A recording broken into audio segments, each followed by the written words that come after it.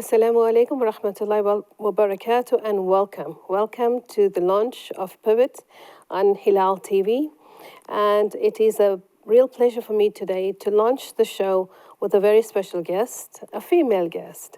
Gulshan Khan is a South African photojournalist and visual artist. Her work traverses the multiple layers of identity, humanity, memory, transition, belonging, justice, and the dignity of people. She is inspired by the concept of healing through sincere and conscious storytelling, and she hopes that we can build a more just and equal world. Gulshan has been a former stringer for news agencies like Agence France Presse, AFP. She was the first African woman to be regularly assigned by the agency in 2017, and she's a National Geographic explorer. She has been a Canon Female South African Ambassador and the recipient of the 2020 HIPA Emerging Photography Award. She was selected as one of the 100 heroines in 2019. Her work is endless and there's much to discuss.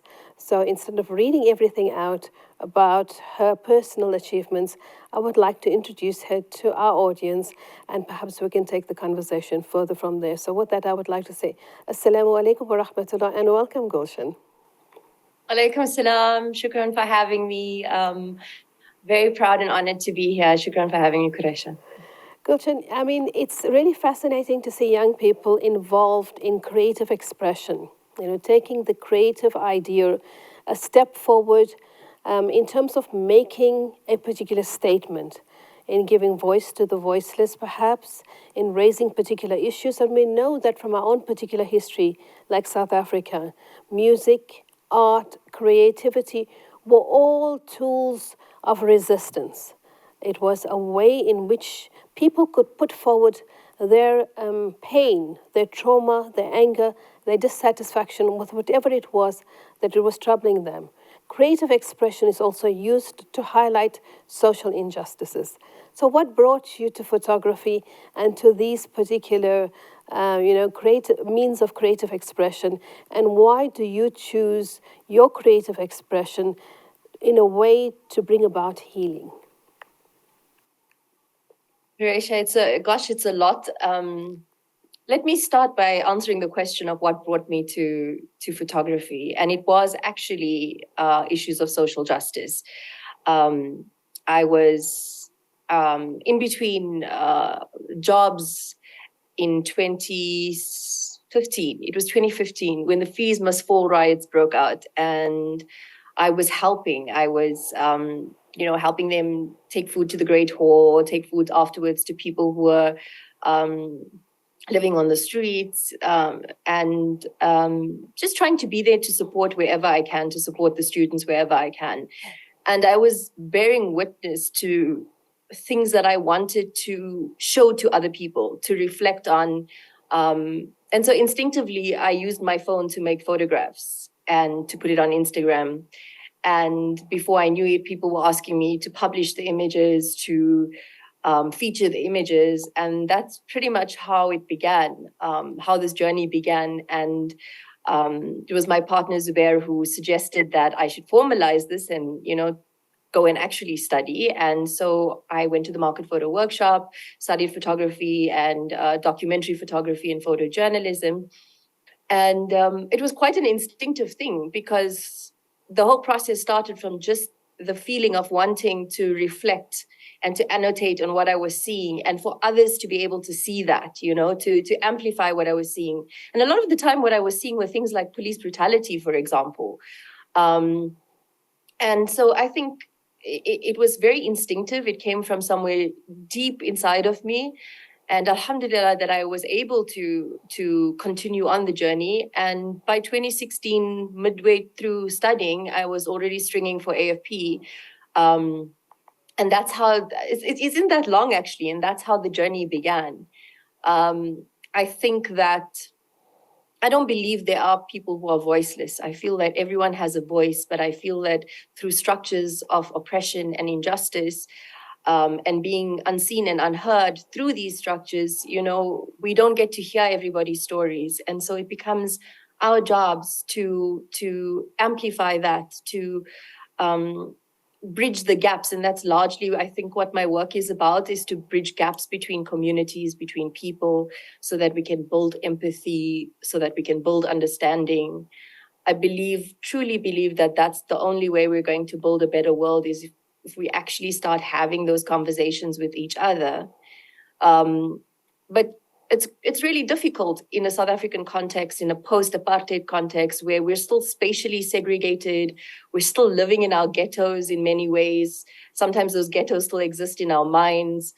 And so I look at this, whether it's in the form of my art, my photographs, as a way to kind of reach people from beyond our silos. And I also believe that art can move people, music, poetry, photographs can move people in a way that is beyond the usual kind of dialogue, in terms of just vocals, like just having conversation. Because I think what we're seeing right now in the world is that a lot of people actually they've already formed their ideas, they don't want to hear sometimes. They've made their decisions about what they believe. And so often I feel it's a very powerful medium like art, in its various forms, that helps us to transcend to that deep humanity, where it touches people in different ways and then moves people and moves hearts to be able to think differently, and think of new ideas and think beyond the silos. So alhamdulillah for that. And I also truly believe that I'm just a conduit. I believe that Allah is using me for a purpose, and I hope I always do this work well, because I'm really trying hard. But I believe that of all of us, we're just conduits for something bigger, for something that we're supposed to be sharing through us. And so that pressure is always, challenging also. You feel the pressure of this responsibility. And so I'm always hoping that my work somehow makes impact and actually fulfills the niyyah that I'm always making of wanting to bridge gaps and wanting to make things better and make impact, etc. So do you say, or do you feel that when you're looking through the camera lens, it is the inner soul that is actually looking at it? Because you can see so many things in an image, but then you see something. And that something ultimately is the something that tells the story. It moves beyond that full image or beyond that full context. And every time you go behind the lens, do you find that your inner soul is connecting with your eyesight to try and reach that particular thing that makes, that brings to life?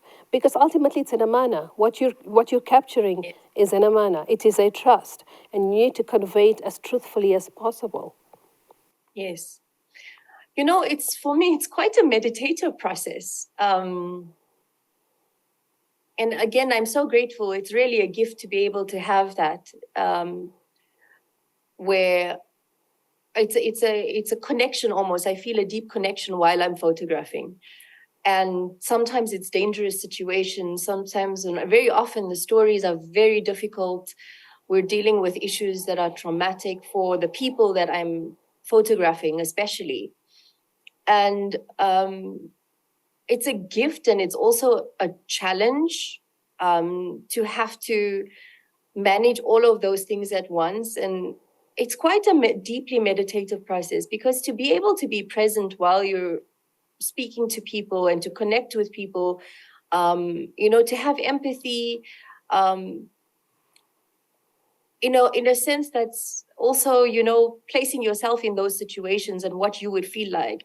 I think all of that in that meditative process shows in the work that you're doing, shows in the images. I mean, I look at images and I can see when the photographer doesn't really care, to be honest. So it is definitely an amana. It's definitely something that's a responsibility. And that's why I take it so seriously.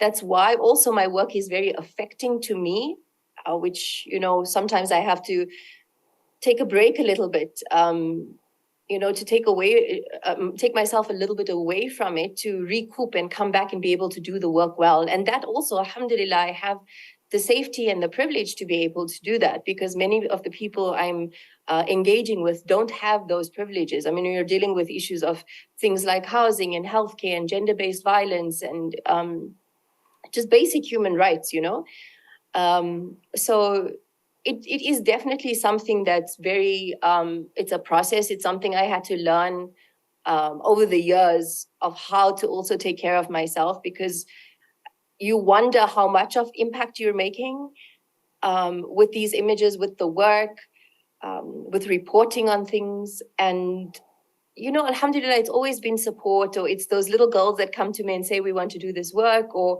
very often it's change that's made in the communities, or other people that have now sent help in some way or another and made it sustainable, make it the help sustainable for the people that are in the images. That really, really makes me feel like, okay, alhamdulillah, something is happening. There is a difference made. People are thinking about things a bit differently, and perhaps it'll transform into strategy and policy, and on a structural level. But yeah, it's an ongoing journey, and it's something that I'm very, very grateful for, but it's not always an easy one. Yeah, and coming to that now, there's the technical aspect, there's the professional aspect, and then very challenging would be the personal aspect, which you've touched on. But I want to come to something else more than that. There's the ethical aspect. So when you're engaging in sharing somebody's story, somebody's pain, that pain is talking through your lens. There must be an ethical commitment. You said you're very committed to your work. But committed to your work also demands a certain amount of ethical behavior and ethical standpoints. That do you continue to take images, knowing that perhaps, the organization which has hired you perhaps does not exhibit any ethical values. So those are, at cross purposes of what you stand for. I know recently you're backed down from, or you resigned from an organization, and that is perhaps based on the ethical decision that you made. Can you share something about that with us?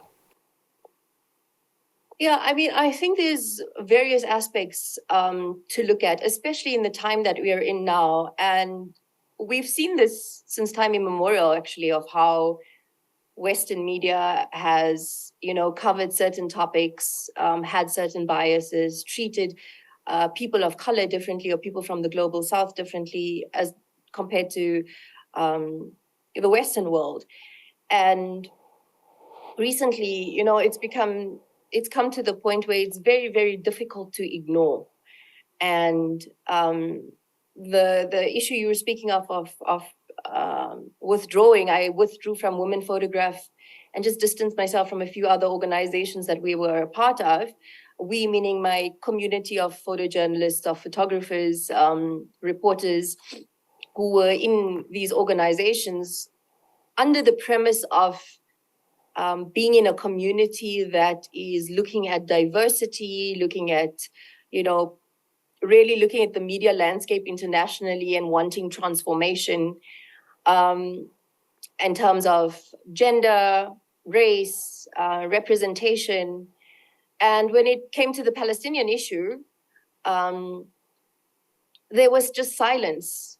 I think it was already 40 days in, or something like this, after the 7th of October, and there was just silence. And I think that silence for me translates into us not being seen, us not being represented, us not being taken seriously.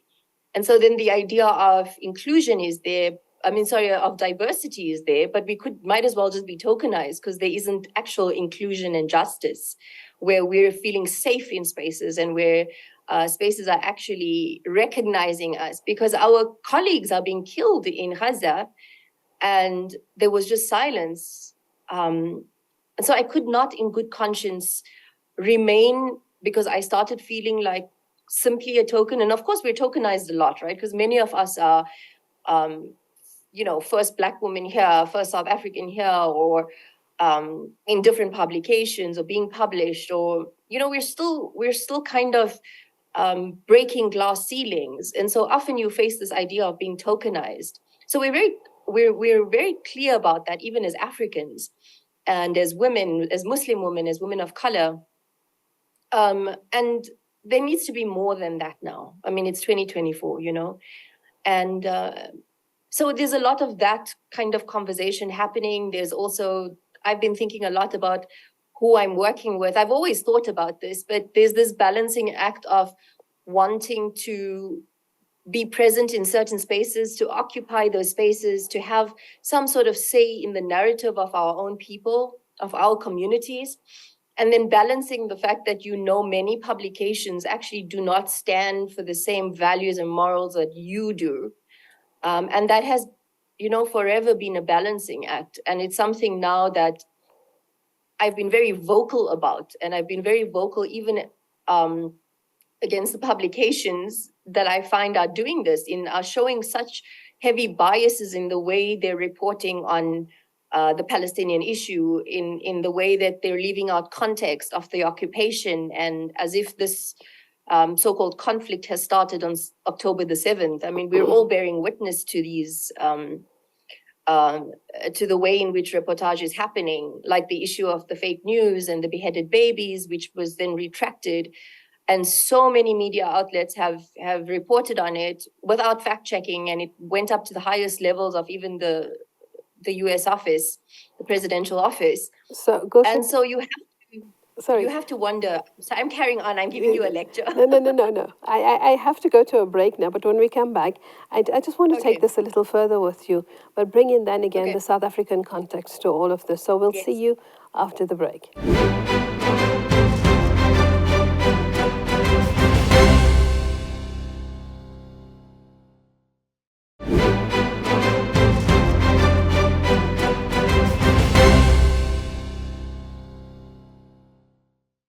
Assalamu alaikum and welcome back to the second segment of Pivot here on Hilal. And with me, my very special guest is Gulshan Khan, and we've been speaking about the very many dynamics that are involved in being a creative artist and expressing perhaps those images or those stories that you want to tell through the image or the lens that you're using. Now, Gulshan, you spoke about this, the questionability of journalists, creative artists, etc., holding the powerful to account, not simply just by the stories that you're telling, but the very organizations that employ you, that ask you to go out and create that story or to capture the story. They themselves then are the ones who are responsible for disseminating alternative false news. As a journalist, because you're a photojournalist, do you find that you have had, tremendous pushback since the Gaza genocide has happened? And, is there a kind of censoring for your work and for other journalists whom you have encounters with? And why is it, do you feel that, South African journalists and the South African Journalistic Forum, like SANA, for example, has been so slow in coming out to talk about the Gaza genocide? I think that, well, firstly, yes, there has been some pushback. I have received through, people talk, people in the industry talk, and so every now and then I'll get a message from a friend or someone saying, "But Gulshan, you're going to, or we're being very vocal. We're going to be isolated in the industry. We're not going to get work. We're going to be on ban lists." But this is something I've received since I started working, because I've always been vocal about representation. I've always been open about my views and how I talk about the canon of African photography, and how it has always, made us even look subhuman sometimes, and how that has contributed to various injustices that permeate even until now, and biases in the way we're viewed, and how that perpetuates stigmas, and how we need that to change, and how for that to change we need people of all backgrounds to be in the room, in the conversation, at the highest echelons of these structures of power in the media. And so it's the same kind of thing of challenging power in the media. So definitely, since I've been working, I've always received these kind of threats from various levels. And now, I mean, it is quite scary, because we have people to feed, we have mouths to feed. We've got to put food on the table. We have people to take care of. I am an independent worker, so I don't know where my next paycheck will be coming from, except to say that it's in Allah's hands. And when I have these conversations with my parents, who are also anti-apartheid activists, and I say to them, how do I navigate this? They always have been of the opinion that we'd rather speak truth and lose work than not be able to sleep at night, when working. Like, we need to always be comfortable in our positioning to know that we are doing the best that we can. And often that means just speaking against institutions, even the ones who are my clients. So there's definitely that pushback. I think it's even harder for those journalists who are staff, because you could lose your job, and so you're facing that as well. With regards to the question of SANEF and here in South Africa, I mean, we had a vigil just the other night, and I am of the opinion that it also took very long for us to mobilize and to be vocal. And I think it's exactly the same kind of patterns of power that are playing out here that are the same as the ones playing out internationally. It depends on where the money comes from that are funding different publications and different media houses, and what they feel the narrative should be about this. And they are definitely taking sides, So we had a lot of conversations about objectivity in journalism. And to me, objectivity is a myth. We can report on the facts. We can be ethical in our reporting. We can be fair in our reporting.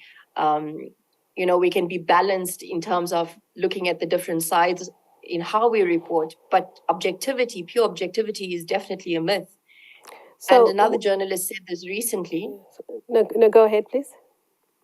Another journalist said this recently, that this issue of Palestine and Israel has had newsrooms divided for decades. So that in itself also shows that there is definitely, even in South Africa, a division in the way we want to report on these issues, where people are either, are still choosing sides. Which is mind-boggling. Yes, and I find that you have been very active. I know you're one of the main organizers in this organization called Africans Against Apartheid, or Artists Against African Artists Against Apartheid. Sorry, that's the AAAA. And tell me, what brought you to this particular grouping of people? Because you're African artists from across the continent. You're sharing so many dynamic, protests and innovative responses to the apartheid in Israel, to raising the Palestinian voice, etc. And do you find generally that artists are the conscious voice of the people in society, that people relate more to artists and through expressing that voice through art than they would through perhaps an academic medium? I would love to take credit for African Artists Against Apartheid, but I was there in the early days. It's actually an organization that was formed by two Wit students, Amara and Michaela. It's just everything took off so fast. And I think that also speaks to the need of sort of coalitions or collaborations of artists in the country and across the continent. And it came together as a response of needing artwork to be at protests and innovative ways to show up at protests. And that's how it was initially formed, as a WhatsApp group. And from there, it just grew into social media platforms and to multiple groups where people are mobilizing through poetry, through theology, through music, which is really incredibly wonderful. I've had to even step back a little bit because I've been so inundated with my own work and my own advocacy. But definitely, I think that once again, it's a show of how art transcends, all these other sort of borders and demarcations and fields. Because often, even in academia, it tends to stay within that sort of silo of who's going to be accessing it. And so when it comes to art, it's a lot more accessible, I mean, I think of what comes to mind is Dr. Rifat Al-Harir's poem, If I Must Die, and how that touched so many people's hearts around the world, and I always think that Allah is the turner of hearts. So through these mechanisms of poetry and art, I feel like that is really personified, that Allah is the turner of hearts through these mechanisms. So it's a really wonderful to be able to be a part of that, and it's a gift to be able to have skills also that can touch hearts, that I feel is so powerful. So alhamdulillah for that. We've seen that through in the Palestinian movement through various means, the poetry and the music, and the videos that people are making beyond just the violence. And inshallah, that is I think is going to make a big change. Of course, there's the BDS and all of that. That's really, really important. But I think what's really touching people is the art and the culture. Certainly, and we're right at the end. And I find that in all of this, it's the young people who was spearheading the entire shift in the narrative. And that is largely as a result of creative expression. And that has been, most prominent in social media. People are now beginning to identify with Palestinian culture, with Palestinian dress, but more important, with the Palestinian people. And as you mentioned, Rifat Hariri's poem really touched everybody. So if we could end perhaps with you just reciting a few words of that poem to the audience so that we can reflect and perhaps take the message that was left there for us for generations to come. It will be an absolute honor. And I think what I want to add is that even these little snippets of culture, when we talk about resistance, we have to understand that even these forms of expression is resistance and remembrance. And as we continue to repeat the words, that is also a form of resistance. Mm-hmm. So Rifat said, "If I must die, you must live to tell my story, to sell my things, to buy a piece of cloth and some strings, make it white with a long tail, so that a child, somewhere in Gaza, while looking heaven in the eye, awaiting his dad who left in a blaze, and bid no one farewell, not even to his flesh, not even to himself, sees the kite, my kite you made, flying up above, and thinks for a moment an angel is there, bringing back love. If I must die, let it bring hope, let it be a tale." And certainly that is a huge burden on us. He's trading his life on the hope that those of us living will carry forward his story, his resistance, and ultimately bring freedom to the people, because the kite does symbolize freedom. Thank you very much. And I think that anyone who listens to Rifat Hariri's poem will certainly not be able to walk away other than with tears in their eyes and a heart very, very much exploding with emotion and pain. And that is where we should be, so that we can stand up and also resist, because the dead have handed over their baton to us. They've asked us to resist in their names. Fi amanillah, wassalamu alaikum wa rahmatullah. Thank you so much, Gulshan, for being here today. Shukran, Quraysha. It's an honor to have been here with you. Thank you so much.